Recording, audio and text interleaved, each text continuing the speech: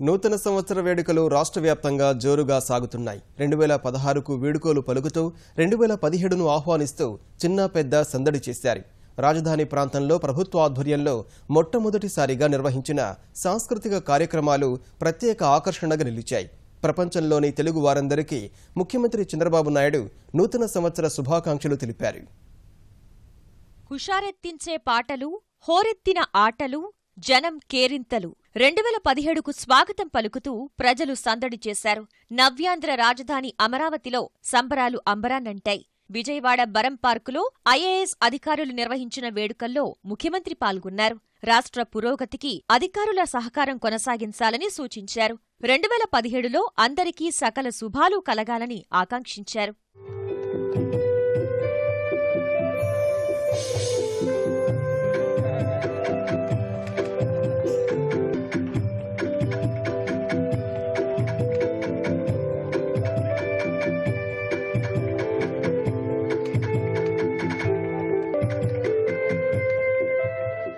పోయిన 10 ఏళ్ళు నేను ఎక్కువ కష్టపడేవాడిని, అందరినీ కష్టపడి పనిచేయమని చెప్పేవాడిని. ఈసారి కష్టపడమే కాకుండా ఎంజాయ్ చేయమని, ఎక్కడికక్కడ ఆనందంగా ఉండాలి. 2016లో వండర్ఫుల్ అచీవ్మెంట్ చేశాం.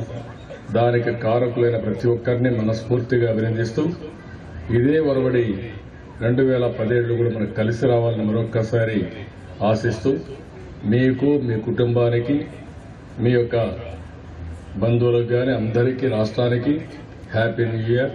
Wish you all the best. విజయవాడలో ప్రభుత్వం అధికారికంగా ఉత్సవాలు నిర్వహించింది. నగరపాలక కమిషనర్ వీరపాండ్యన్ ఆధ్వర్యంలో ఇందిరాగాంధీ మున్సిపల్ స్టేడియం వద్ద ప్రత్యేకంగా వేడుకలు ఏర్పాటు చేశారు. ప్రధాన రహదారులన్నింటినీ విద్యుత్ దీపాలతో అలంకరించారు.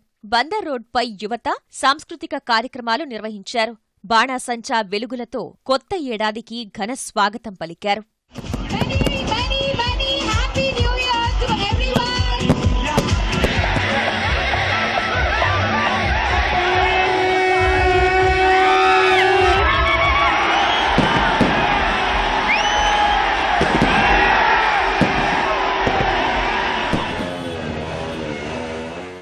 మన 2016లో మంచి విషయాల్ని నేర్చుకున్నాము.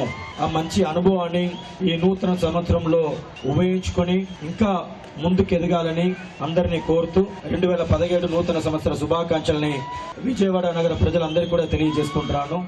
గుంటూరులో కొత్త సంవత్సరం వేడుకలు ఉత్సాహంగా సాగాయి. పాత ఏడాదికి వీడ్కోలు చెబుతూ కొత్త సంవత్సరానికి స్వాగతం పలుకుతూ యువత సందడి చేసింది.